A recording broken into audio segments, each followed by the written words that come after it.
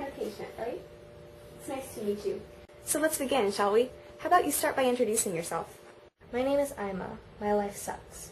Oh, and why do you feel that your life sucks? I feel worthless. It's like nobody loves me, like I'm not even there, and I'm so sad all the time. So you're saying that you feel ignored, is that right? I understand what you feel, and it's okay to sigh. Sometimes you just have to let your emotions out. It's pretty common to feel ignored sometimes, Ima. Is it? I thought it was just me.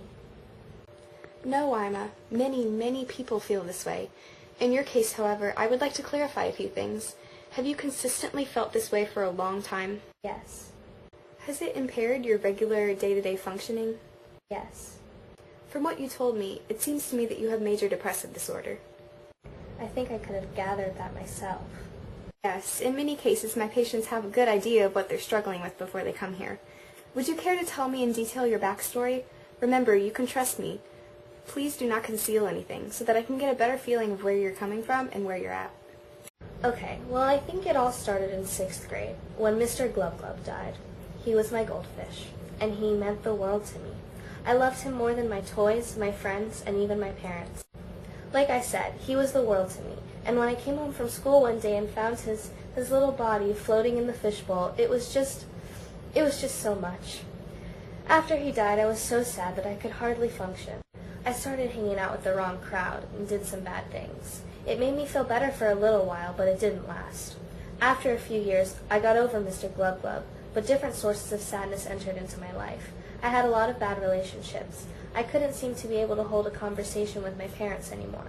I was failing every class I took, even PE. I was held back last year. But it isn't my fault. It's the sadness and the sense of worthlessness. I can't stop it. It's just there. So you're saying that you feel as though you're stuck in a rut? Like you're not good for anything? Like you're just too sad to live a normal life? Is that what you're saying? Did I get that right? Pretty much. But you don't want to be stuck in a rut forever, do you? I know that Mr. Glub Glub's death was really hard for you to take, and that you haven't been doing well ever since then. But don't you want to be free of the sadness and leave the past in the past?